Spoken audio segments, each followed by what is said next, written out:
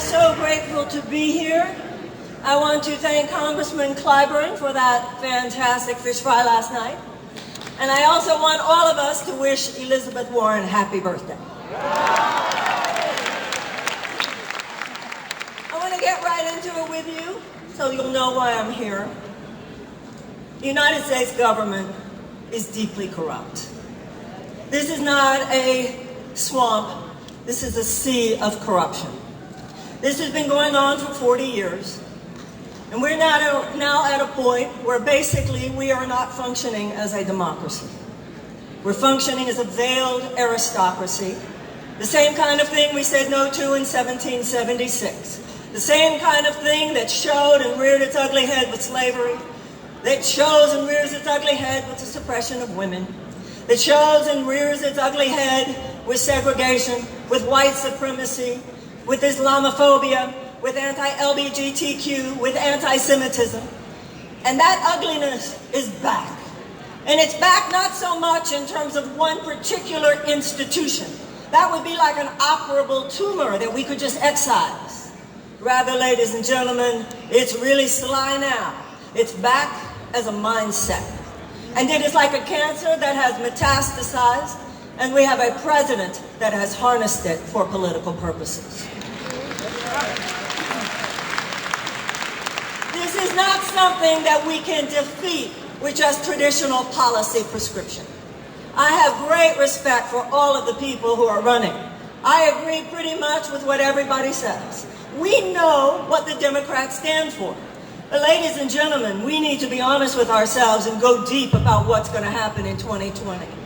The truth of the matter is Donald Trump did not win, and he will not win re-election if only the powerfully passionate Trump supporters voted for him and vote for him again. Donald Trump won, and if he is re-elected, he will win again because of all the people who should be with us stay home again. We need to do more than enough is enough with how we can't stand Donald Trump. Donald Trump's so bad. Who among us doesn't get that already? And the people who are going to vote for Democrats don't need to be told that. What we need to do is inspire some people who don't feel that sure that the Democrats are any better. And that's because they're not sure the Democrats are any better, even though we know that the Democrats are totally better, because too often, although the Republicans don't walk their talk, the Democrats are not that good sometimes at talking their walk. Sometimes I say things that are really getting down, because that's what needs to happen. The only thing that can defeat big lies, ladies and gentlemen, is some big truth. So the Democratic Party needs to talk some big truth. The Democratic Party has to get down and be real. We have to be radical truth tellers, and we need to inspire hearts, because Donald Trump is not just dealing with policy prescriptions. For decades now, Democratic congresspeople, Democratic senators, Democratic governors have said to me, Marianne, I don't understand it. We had them on the issues. Why didn't I win? And all the time I'm always saying, the part of the brain that analyzes an issue is not the part of the brain that decides who to vote for. And so it's not enough to just have good policies. We had good policies last time, and we lost. We need more than good policies. We need to get down. We need to talk about how dirty, how corrupt, how rotten this whole thing has become, and admit to ourselves so the American people can feel it that too often the Democrats have conspired. We need to get down and talk about those 40% of all Americans who have a rough time just making it every day. We have to show that we care, and I've been out there for 35 years. I do care. I have had a 35-year career being up close and personal with the sea of human suffering that is a result of bad public policy. The Democratic Party has too often been moral equivocators. We must morally equivocate no longer. There are millions of American children who go to schools, and schools that do not even have functioning toilets. Millions of American children who go to schools in schools that don't even have adequate school supplies with which to teach a child to read. If they can't learn to read by the age of 8, they have a drastically reduced chance of graduation and a drastically increased chance of incarceration. The political establishment has just normalized their despair. We should be rescuing these children no differently than if they were the victims of a natural disaster.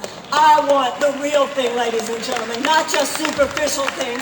I want a Department of Children and Youth. I want a massive realignment of investment in the direction of our children under 10. I don't want to just talk about Medicare for all, although we need it. We need to talk about the chemical policies and the environmental policies and the food policies and the agricultural policies that are making us so sick.